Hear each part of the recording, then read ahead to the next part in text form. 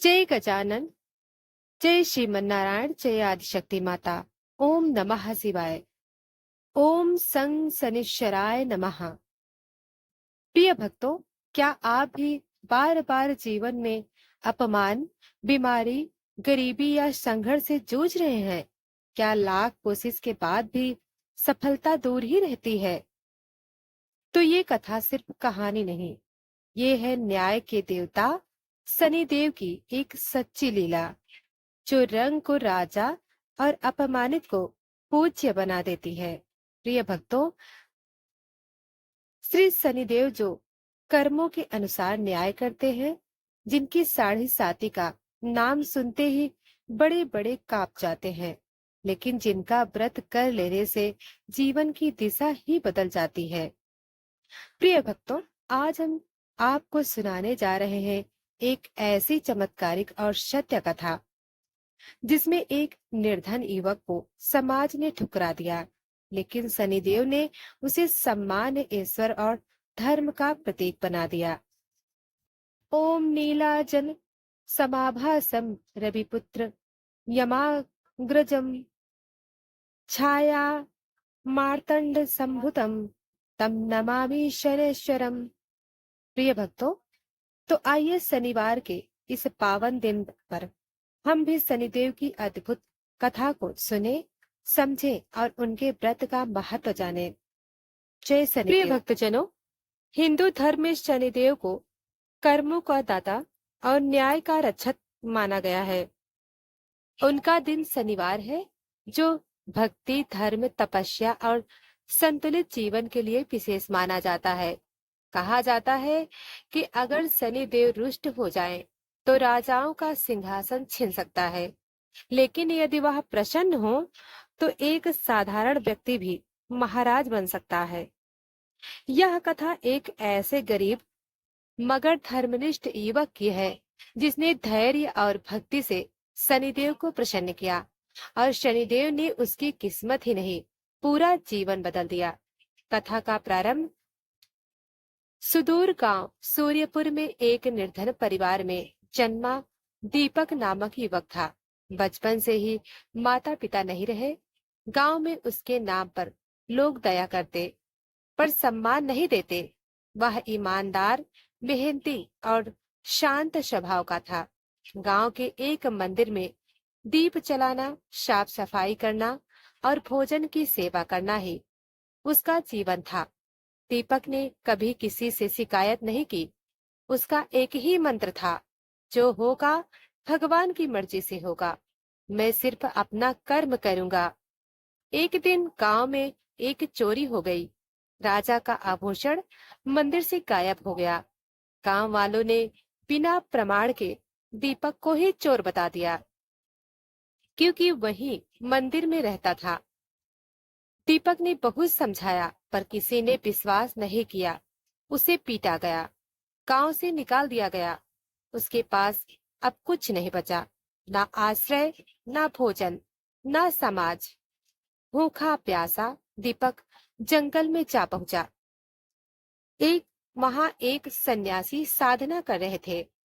दीपक उनके पास बैठ गया और कहा, महाराज, क्या मैं इतना पापी हूँ कि मुझ पर सब संकट टूट पड़े? क्या ईमानदारी और भक्ति भी किसी अपराध की तरह है? सन्यासी ने ध्यान लगाया और बोले, तुम पर शनि की साढ़े साती चल रही है, लेकिन तुम उसे धैर्य, सेवा और शनि व्रत से शांत कर सकते हो। फिर उन्होंने दीपक को शनि व्रत की विधि बताई। व्रत नियम: शनिवार को सूर्योदय से पहले उठो, स्नान करके पीपल को जल दो, सरसों का तेल अर्पित करो, काले तिल, कंबल और लोहे का दान करो, किसी गरीब को भोजन कराओ, ओम सं शनैश्चराय नमः मंत्र का जप करो। शाम को दीपक जलाकर कथा श्रवण करो, कथा सुनो। प्रिय भक्तों, दीपक ने उसी सप्ताह से ही व्रत आरंभ कर दिया। पहले शनिवार को बारिश हो गई। पीपल तक जाना कठिन था, फिर भी भीगते भीगते गया। तेल चढ़ाया, दीप जलाया, भूखे पेट दिन काटा मगर व्रत नहीं तोड़ा।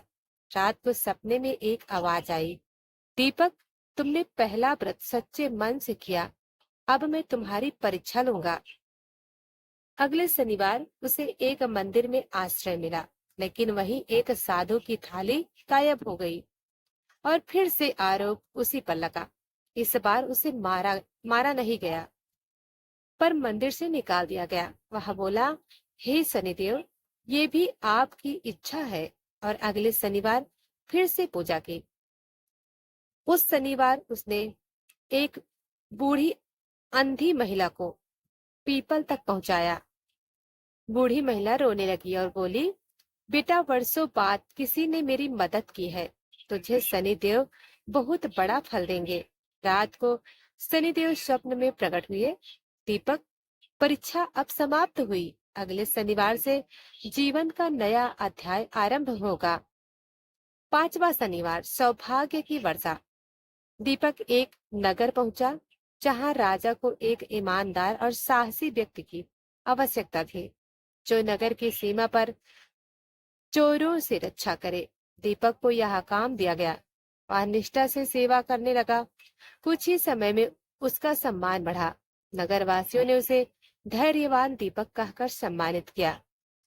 राजा के महल में दीपक। एक दिन राजा के दरबार में उसकी सच्चाई की कहानी पहुंची। राजा ने उसे बुलाकर सम्मानित किया और कहा, एक निर्धन साधारण युवक जिसना जिसने बिना किसी स्वार्थ के इतना तप किया, उसे ही राजा का दायां हाथ बनाना चाहिए। दीपक को प्रधान सेवक बना दिया गया। राजा को पता चला कि दीपक के गांव वालों ने उसे अपमानित करके निकाला था। राजा ने स्वयं गांव जाकर सभा बुलाई।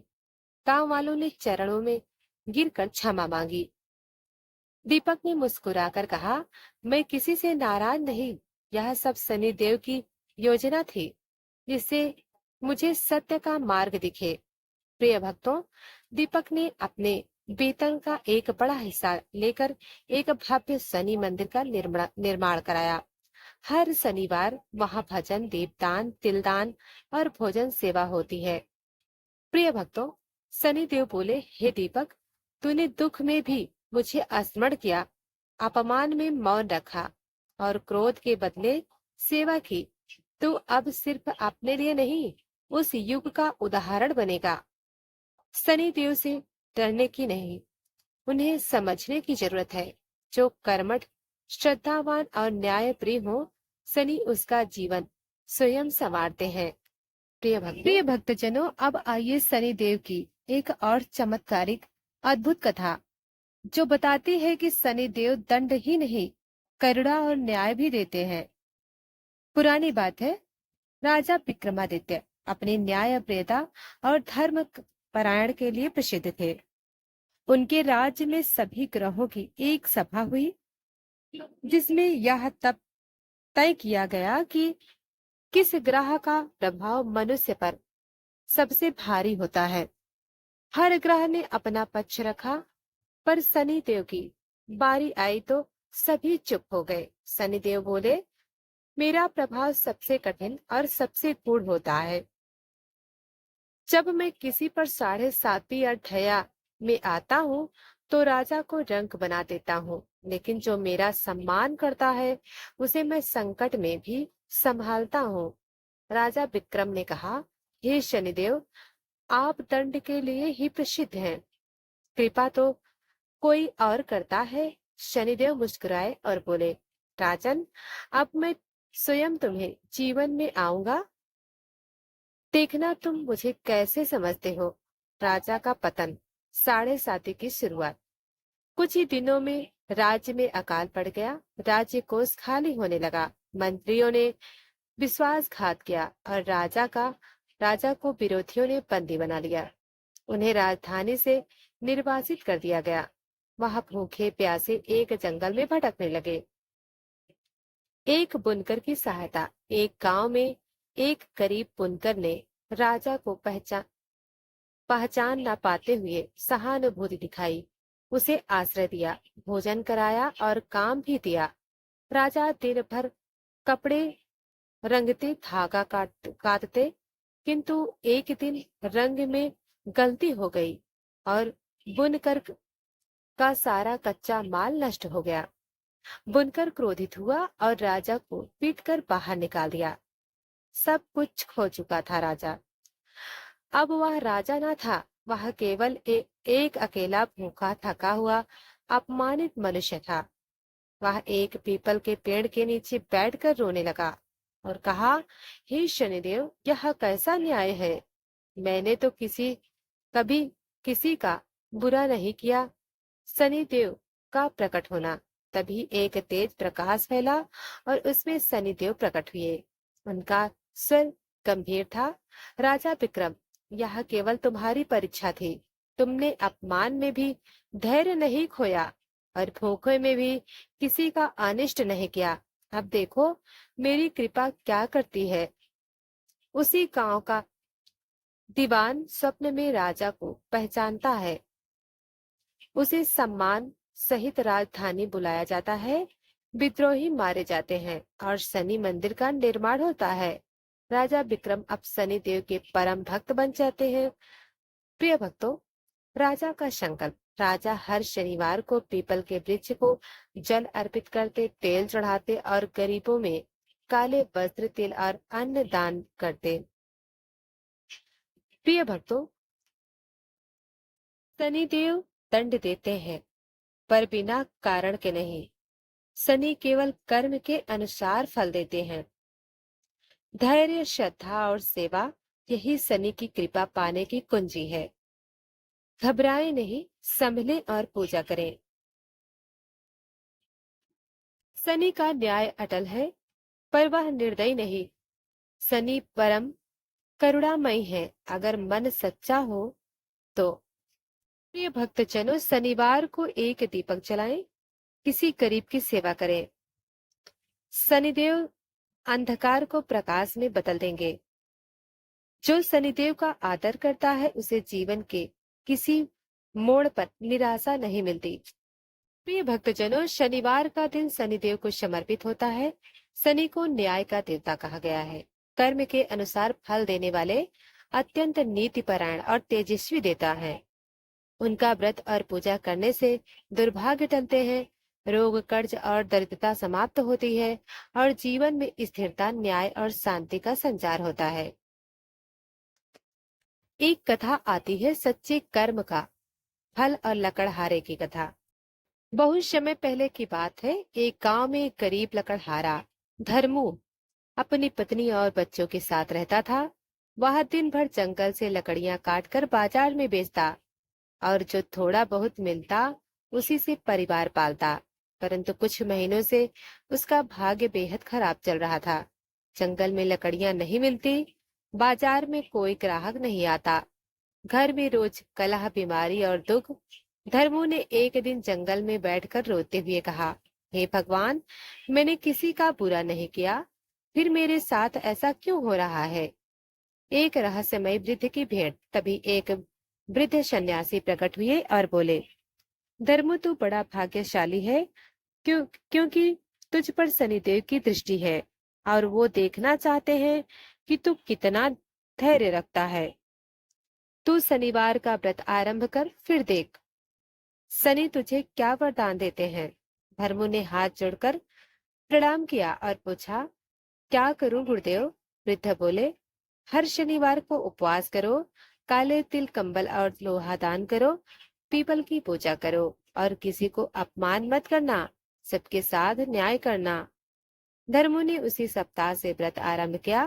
पहले शनिवार को किसी ने उसकी सारी लकड़ियां चुरा ली। वह दुखी हुआ पर बोला, शायद मैं शनि मेरी परीक्षा ले रहे हैं। दूसरी शनिवार को उसकी पत्नी बीमार हो गई। लोग बोले, शनि की पूजा का यही फल है। पर धैर्य नहीं टूटा। उसने सेवा की, पूजा की और काले तिल का दान किया। तीसरे शनिवार को धर्मों को जंगल में एक चमकीली लकड़ी मिली। उसे काटा तो उसमें से एक सोने की मूर्ति निकली। वह मूर्ति शनिदेव की थी। उसने तुरंत उन्हें प्रणाम किया। तभी वहां आकाशवाणी हुई, धर्मो, तूने बिना स्वार्थ के मेरा व्रत किया, अपमान और दुख में भी श्रद्धा नहीं छोड़ी, इसलिए मैं तुझे आशीर्वाद देता हूँ। अगली सुबह गांव में राजा के सिपाही आए और बोले, राजा को एक ईमानदार व्यक्ति की आवश्यकता है जो वन की रक्षा करे। धर्मों को राज्य का वर अधिकारी बना दिया गया, उसे वेतन, सम्मान और शनि मंदिर का निर्माण कार्य को सौंपा गया। वहीं गांव के लोग जो उसे दरिद्र और अपशकुन कहते थे, अब उसके चरण छूते और कहते, शनि देव का सच्चा भक्त कैसा होता है, हमने अब जाना। धर्मों की पत्नी जो पहले पूजा में विश्वास नहीं करती थी, अब हर शनिवार को पीपल में दिया जलाती, काले वस्त्र पहनती और भजन गाती। स्वप्न में धर्मों को शनिदेव ने कहा, जो संकट में श्रद्धा रखे, जो अपमान में मौन रहे और जो शनिवार को सेवा करे, मैं उसे रंग से राजा बना देता हूँ। प्रिय भक्तों, शनिवार का व्रत केवल पूजा नहीं, यह धैर्य, न्याय, कर्म और श्रद्धा की परीक्षा है। जो उसे पार कर लेता है, वह जीवन में किसी से नहीं हारता। तो प्रिय भक्तजनों, यह थी शनिदेव की व्रत कथा। तो वीडियो को लाइक करें और चैनल को सब्सक्राइब करें। कमेंट में हमें जरूर बताएं कि आपको कथा कैसी लगी। धन्यवाद।